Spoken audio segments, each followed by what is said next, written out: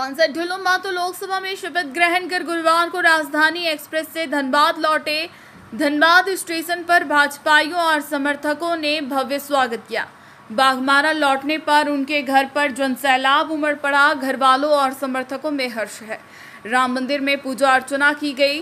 बता दें कि 24 जून को सांसद 18वीं लोकसभा के सदस्य बने थे।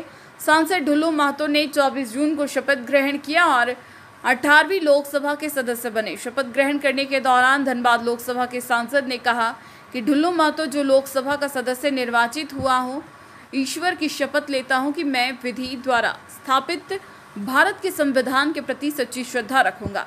मैं भारत के प्रभुता और अखंडता अक्षुण्ण रखूंगा तथा जिस पद को मैं ग्रहण करने वाला हूं उसके कर्तव्यों का श्रद्धापूर्वक निर्वाह करूंगा। ढुल्लू महतो ने संसद भवन में 18वीं लोकसभा के सदस्य के रूप में शपथ ग्रहण किया। उन्होंने कहा कि जनता की सेवा करने का जो अवसर मुझे मिला है, मैं उसे पूरी निष्ठा से निभाऊंगा। प्रधानमंत्री नरेंद्र मोदी के नेतृत्व में विकसित और आत्मनिर्भर भारत के सपने को साकार करने के लिए हम सब मिलकर दिन रात काम करेंगे। देखिए, सबसे पहले तो धनबाद लोकसभा क्षेत्र के जनता, देवतुल्य जनता को मैं अपना प्रणाम करता हूं। उनके चरणों में मेरा स्पर्श है, जो कि एक साधारण मजदूर गरीब किसान का बेटा को धनबाद लोकसभा क्षेत्र से अपना लोकसभा का प्रत्याशी बनाकर यहां से उन लोगों के आशीर्वाद से हम पहुंचे हैं। निश्चित तौर पर लोकसभा में जाने के बाद बहुत तरह का अनुभव हमें प्राप्त हुआ है।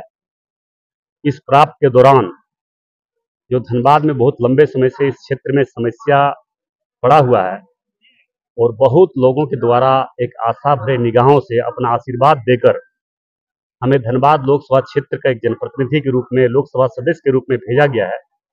मैं ये जरूर आश्वस्त करना चाहूंगा सभी भाई बहनों से कि जातवाद और क्षेत्रवाद से ऊपर उठकर धनबाद और झारखंड प्रदेश के विकास के क्षेत्र में काम करने के लिए और हमें आशीर्वाद और सहयोग की जरूरत है। और मुझे पूरा विश्वास है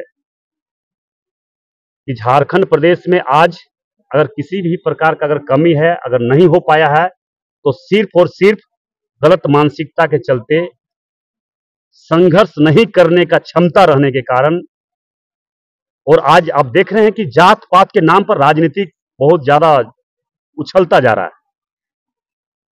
हम आग्रह, अपील के साथ देवतुल्य जनता से आग्रह करना चाहेंगे, झारखंड प्रदेश के तमाम जनमानस से, कि जात पात से ऊपर उठकर राज्य और राष्ट्र के निर्माण में लगे और भारतीय जनता पार्टी के पक्ष में अपना आशीर्वाद देकर भारतीय जनता पार्टी के नेतृत्व में पूरे झारखंड, पूरे धनबाद लोकसभा क्षेत्र कैसे विकास के क्षेत्र में आगे बढ़े, इस पर जरूर सोचनी चाहिए। मैं एयरपोर्ट का बात ही नहीं, बहुत जल्द, जो बहुत लंबे समय से धनबाद लोकसभा क्षेत्र के देवतुल्य जनता का जो बहुत लंबे समय से इंतजार है कि हमारा ओवरब्रिज आपका धनसार से लेकर आरा मोड़ होते हुए विनोद बिहारी महतो जी के चौक तक, वहां तक फ्लाईओवर बहुत जल्द हम लोग इसका शिलान्यास करने जा रहे हैं। आपका ये जो गया पुल का चौड़ीकरण है, इसके लिए भी कई बार टेंडर हो चुका, कोई डाला नहीं। उसके लिए भी हम लोगों ने प्रारूप तय कर लिए हैं। हम लोग संवेदक भाई से भी आग्रह किए हैं कि आप लोग काम कीजिए, किसी प्रकार का कोई परेशानी नहीं होगा। और हम लोगों ने उसे पूरा आसार भरोसा दिया। वो भी काम बहुत जल्द इसका टेंडर प्रक्रिया में है और बहुत जल्द उसको हम लोग टेंडर करवाने जा रहे हैं।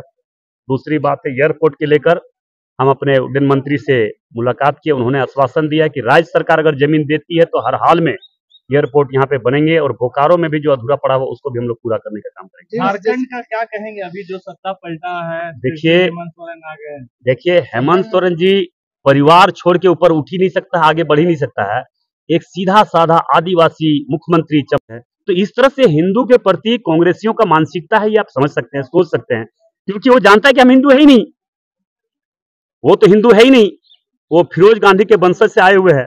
वो हिंदू है नहीं तो हिंदू को बात करेंगे कैसे? इसलिए हम किसी का टीपा टिप्पणी नहीं करेंगे, मगर हिंदू का विरोध करने वाले कोई भी व्यक्ति हो, चाहे राहुल गांधी हो, चाहे कांग्रेस के कोई भी लीडर हो या कांग्रेस हो, उसका हर हाल में हमारे हिंदू शक्ति, हिंदुत्व वाले लोग, सभी भाई बहन, झारखंड प्रदेश के लोग, आदिवासी, दलित, गरीब, शोषित, पीड़ित लोग, सभी लोग हम लोग उसका घोर विरोध करते हैं, उसका निंदा करते हैं। और कांग्रेस बस कुछ थोड़ी बहुत भूल भटके लोग आ गए हैं, तो उनका बहुत मनोबल बढ़ा है। वो मनोबल भी बहुत जल्द उसका खत्म होगा राजनीतिक क्षेत्र में।